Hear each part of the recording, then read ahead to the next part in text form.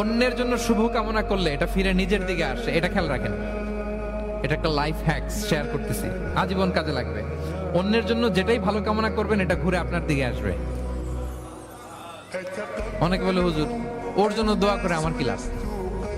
নিজের জন্য আল্লাহ আমারে মাফ করে দাও, আল্লাহ আমারে সমৃদ্ধি দাও, আল্লাহ আমার বেতন বাড়াও, আল্লাহ আমার ব্যবসায় বরকত দাও, আল্লাহ আমার ছেলেরা হাফেজ বানাও, আল্লাহ আমার বউ, আল্লাহ আমার মেয়ে, আল্লাহ আমার আমার আমার সব আমার ভালো আপনি চাচ্ছেন নিজের জন্য, অন্যদের জন্যও চান।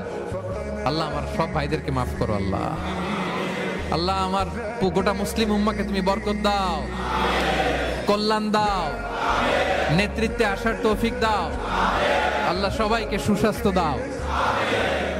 এটা ফিরে আপনার দিকে আসবে। অন্যের জন্য শুভকামনা বহুগুণ বৃদ্ধি হয়ে নিজের দিকে রিটার্ন করে। বিষ্ণু সাল্লাল্লাহু এটাই বলেছেন, মা মিন আবদিন মুসলিমিন ইয়াদউ লিআখিহি বিযাহরিল গায়বি ইল্লা ক্বালা লাহুল মালাকু ওয়া লাকা বিমিসলিন। কেউ যদি তার ভাইয়ের অনুপস্থিতিতে তার ভাইয়ের জন্য দোয়া করে, ফেরেশতারা ওই দোয়াটা তার জন্য আগে আগে করে।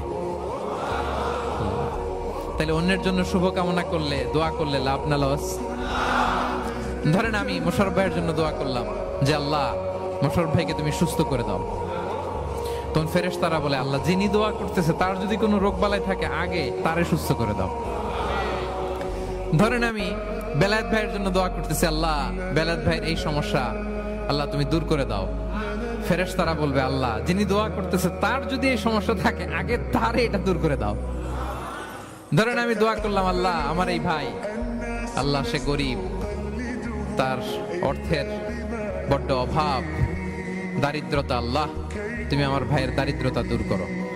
ফেরেশতারা বলে ওয়ালাকা বিমিসলিন, তোমার জন্য এটা, মানে আল্লাহ যিনি দোয়া করতেছে তার যদি অর্থের প্রয়োজন থাকে আগে তার দারিদ্রতা দূর করে দাও। তাহলে বলেন তো অন্যের জন্য দোয়া করলে লাভ না লস? অন্যের জন্য ভালো দোয়া করলে এটা নিজের দিকে আসে। কিসের দিকে আসে?